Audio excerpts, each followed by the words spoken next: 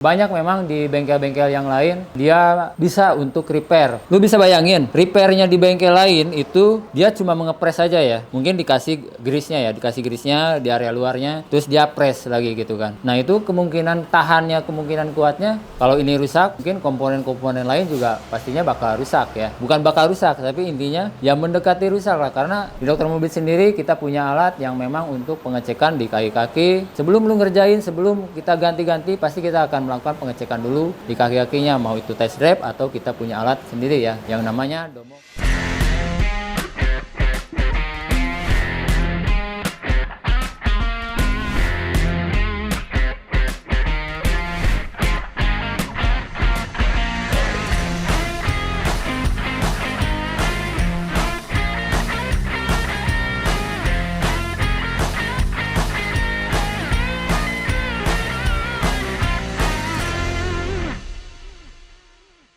Oke, halo Domo-lover, ketemu lagi ya bareng gue Ade. Ketemu lagi di channelnya Dokter Mobil ya. Kali ini gue bahas tentang, ada yang tahu ini namanya apa? Ini long tie rod ya. Apa sih bang long tie rod itu? Long tie rod itu posisinya ada di reksir sebelah sini roda. Berarti kan dia meneruskan putaran dari reksir nih, dari setir dulu ya, dari setir ke reksir ke roda. Berarti dia penghubung antara reksir sama rodanya. Fungsinya sendiri lebih ke apa selain penghubung bang? Yaitu untuk menjaga kestabilan di bagian kaki-kaki roda juga. Teman-teman mungkin banyak yang tanya ya, bang saya nggak tahu nih ciri-ciri atau harus apa nih terkait long tie rod ini. Oke, ciri-ciri long tie rod rusak, lu bisa rasain di mobil lu ketika lu bawa mobil jalan ya. Setir itu lari kiri kanan. Nah, setir lari kiri kanan. Terus juga mungkin ketika lu lewat polisi tidur, ada bunyi klutuk-klutuk atau jeduk. Atau juga lu ketika misalkan belok patah, dia delay baliknya. Nah, itu salah satu ciri komponen long tie rod itu rusak. Long tie rod kalau dibiarin, ini kan ada semacam dia penahannya ya. Kalau lu biarin misalkan rusak sampai bener-bener dia gak ada grease-nya, sini ya, oblak sampai oblak. Itu pertama yang kerasa pastinya lu bawa mobil pasti nggak enak. Setirnya tuh lari kiri kanan. Yang kedua misalkan pengaruh di bannya bisa kelihatan dia makan sebelah bagian dalamnya terutama ya. Terus juga mungkin ya kalau ini rusak, mungkin komponen-komponen lain juga pastinya bakal rusak ya. Bukan bakal rusak, tapi intinya ya mendekati rusak lah. Karena dia berhubungan ya antara long tie rod dengan si reksirnya dan juga di bagian roda-rodanya ya. Makanya pentingnya untuk lu ngecek sendiri atau ngecek di bengkel terkait long tie rod ini. Gimana sih bang cara kita misalkan belum mau ke bengkel untuk mengecek long tie rod ini rusak? Atau misalkan supaya kita tahu nih long tie rod ini masih berfungsi baik atau enggaknya. Mungkin lu yang punya mobil bisa mengecek sendiri di rumah ya terkait tie rod ini masih berfungsi atau tidaknya. Lu bisa dongkrak mobil lu,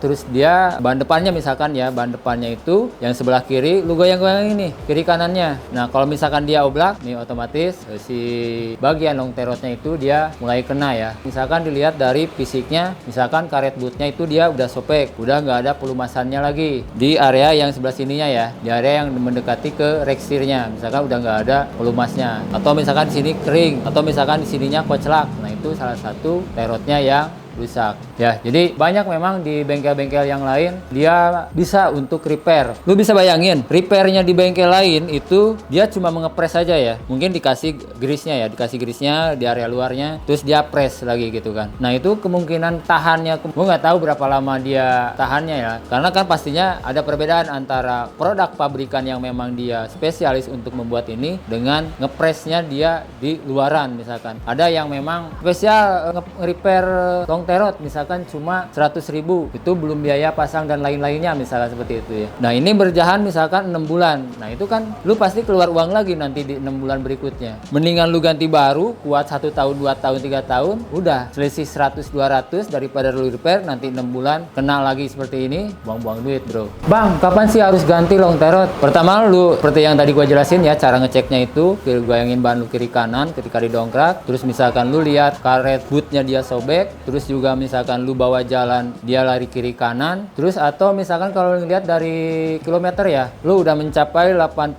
atau 100.000 kilometer, biasanya karena faktor usia dia udah mulai kena ya. Rata-rata harga untuk long tie rod seperti ini nggak mahal bro ya, sekitar 250-300.000 ya, daripada lu misalkan repair 150.000 terus misalkan nanti 6 bulan kemudian misalkan lu rusak lagi ininya, harus ganti misalkan 300.000 atau 400.000, malah nambah biaya lagi seperti itu. Jadi gue saranin sih kalau misalkan lu mau tenang, lu enak bawa mobilnya, komponen sekecil ini karena memang dia krusial dan memang dia pengaruh banget ke kaki-kaki mobil. Lu kalau udah misalkan ke ciri-ciri tadi atau misalkan udah kilometernya seperti itu, terus juga lihat fisiknya, memang dia udah oblak, udah nggak ada grease-nya, udah lu ganti aja. Memang banyak ya pilihan komponen ini ya di online mungkin ya. Merek-mereknya ada banyak, tapi lu bisa searching atau misalkan apa sih yang sering dipakai untuk mobil lu, misalkan nih komponen long terot ini mereknya apa nih yang bagus, lu bisa pilih ya. Atau memang mau lu sama dengan brandnya, misalkan Toyota pakai Toyota, Honda ya pakai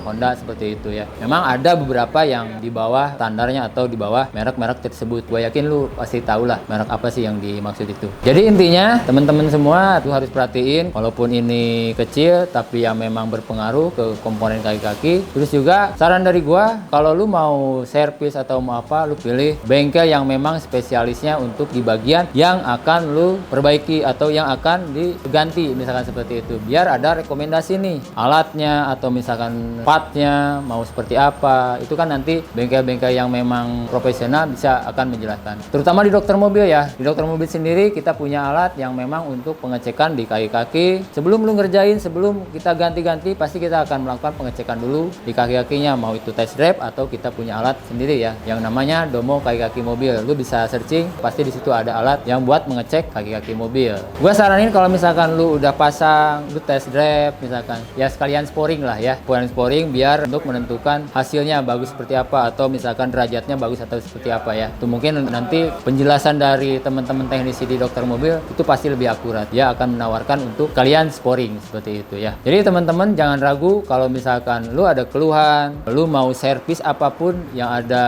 di mobil lu, keluhan di mobil lu, bawa aja ke dokter mobil, terutama di bagian kaki-kaki mobil ya. Kita ada banyak ya Domo kaki-kaki mobil ya, ada di Kelapa Gading, ada di Bandung, ada di Cikarang, Bekasi, terus juga ada di Makassar, ada di Surabaya. Kita punya ya alatnya yang untuk ngecek kaki-kaki mobil. Gitu aja ya hari ini untuk edukasinya bagian kaki-kaki mobil. Ketemu lagi nanti di channel-channel berikutnya. Jangan lupa komen, subscribe, dan juga lu share video ini barangkali bermanfaat buat teman-teman lu yang membutuhin ya. Jangan lupa misalkan untuk teman-teman kalau misalkan mau tanya sesuatu atau misalkan lu mau reservasi, komen aja di banyak ya website kita atau di komen-komenan kita untuk bisa lu datang ke dokter mobil. Oke? Domo kaki-kaki, dokternya kaki mobil.